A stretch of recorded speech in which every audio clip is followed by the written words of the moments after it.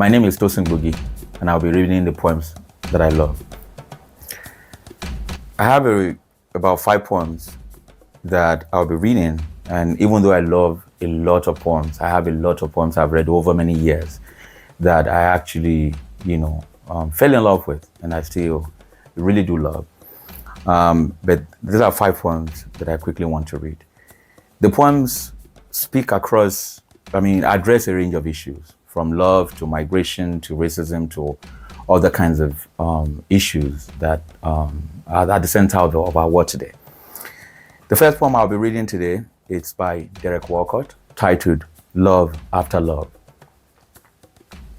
The poem reads, "The time will come when with elation you will greet yourself arriving at your own door, in your own mirror, and each will smile at the other's welcome and say, 'Sit here, eat.' You will love again the stranger who was yourself. Give wine, give bread, give back your heart to itself. To the stranger who has loved you all your life, whom you ignored for another who knows you by heart. Take down the love letters from the bookshelf, the photographs, the desperate notes. Peel your image from the mirror. Sit, feast on your life." And of course, this poem is about love, the contradictions of loving, and of giving so much of your life, of your heart, of your love to someone that you lose yourself. And the speaker of the poem is sort of trying to retrace, coming back to themselves, more or less. The second poem I'll be reading we're going from love to more political poems that I really, really like. It's by Niyi and it's titled Not My Business. The poem reads, "They picked Akoni up one morning, beat him soft like clay, and stuffed him down the belly of a waiting jeep. What business of mine is it, so long they don't take the yam from my savoring mouth? They came one night, booted the whole house awake, and dragged Danladi out, then off to a lengthy absence. What business of mine is it, so long they don't take the yam from my savoring mouth? Chinwe went to work one day, only to find her job was gone. No query, no warning, no probe, just one neat sack for a stainless record. What business of mine is it, so long they don't take the yam from my savoring mouth? Then one evening, as I sat down to eat my yam, a knock on the door froze my hungry hand. The jeep was waiting on my bewildered lawn. Waiting in its usual silence." And of course, that is the poem. And as you will see, a lot of the poems that I'm reading are working through paradox, irony, and some sort of sarcasm. And again, that's also part of the reasons why I love the poems, that they are not just like very direct, poems, but they're also working through different kinds of ideas, but are also intensifying those ideas with different kinds of poetic devices. The next poem I'll be reading is titled "Won't You Celebrate With Me" by Lucille Clifton. And the poem reads, "Won't you celebrate with me what I have shaped into a kind of life? I had no model, born in Babylon, both non-white and women. What did I see to be except myself? I made it up here on this bridge between starshine and clay, my one hand holding tight my other hand. Come celebrate with me that every day something has tried to kill me and has failed."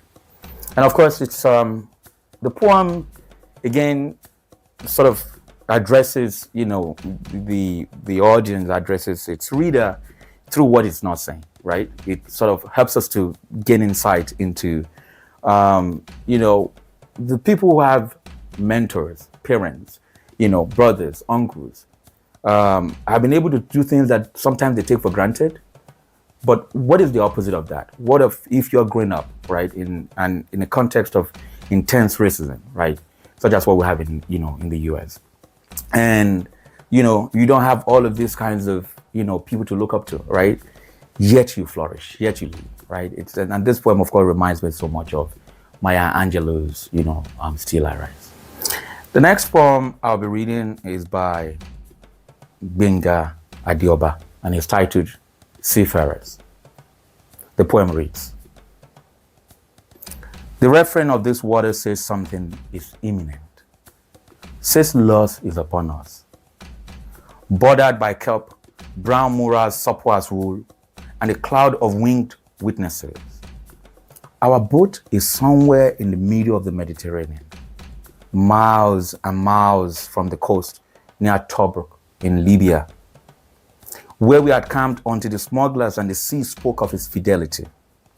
It was a soft, fluid tune, the tender draw of water, the sea, keen, humming a promise of calm, urging us to draw closer, to unlearn all we thought we knew about the posture of water.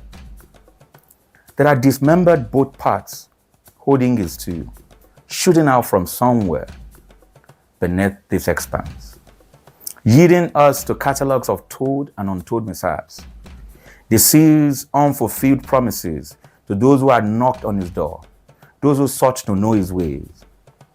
The Nigerian boy comforting his sister after they lost their mother miles away from Sabratha, and those with whom we had camped at the coast, the ones who drowned overnight some 100 miles south of the island of Lampedusa. What binds us in this boat is a known fear, a kinship of likely loss. The understanding that we too could become a band of unnamed migrants, found floating on the face of the sea.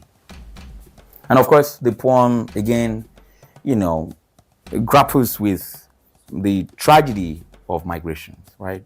And it sort of causes us to feel the pains of the other, right? Who is at the very door of, you know, of our land, of our place, and who are turned back, or who in fact drown without anybody mourning them on the sea. The next poem, and the last poem I'll be reading, it's again about migration, which of course is the reality of our existence today. Everywhere, you know, we're talking about migration. In Nigeria, we're talking about Japa, we're talking about migrations. In the US, we're talking about migrations. In Britain, we're talking about migrations. In Europe, Italy, and everywhere, we're talking about migrations. And these poems invite us to think through some of the agonies, some of the tragedies, but in a poetic, you know, in a poetic language.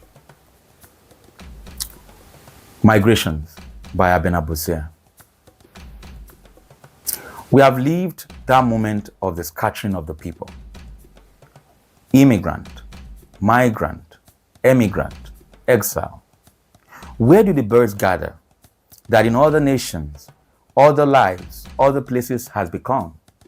The gathering of last warriors on last frontiers, the gathering of lost refugees on lasting border camps, the gathering of the indentured on the sidewalks of strange cities, the gathering of emigres on the margins of foreign cultures. Immigrate, migrate, emigrate, exile. Where do the birds fly? In the half-life, half-light of alien tongues, in the uncanny fluency of the other's language, we relive the past in rituals of revival, unraveling memories in slow time, gathering the present. Immigrant, migrant, emigrant, exile. After the last sky, where did the birds fly? All my friends are exiles. Born in one place, we live in another, and with true sophistication, rendezvous in most surprising places where you would never expect to find us. Between us, we people the world. With aplomb and the command of languages, we stride across continents with the self-assurance of those who know with absolute certainty where they come from. With the globe at our command, we have everywhere to go but home. And again, what I like about this poem is the kind of paradox, the kind of irony, the kind of sarcasm, you know, that you find in the poem. You find a section of the poem sort of celebrating, you know, exile, right? Celebrating migration, but at the same time, sort of, you know, then undercutting that hope, you know, in the last three lines. where the poet sort of says, with the globe at our command, we have everywhere to go but home. It's the double tragedy of relocations, the kinds of things that Professor Osundare is currently working on. Thank you.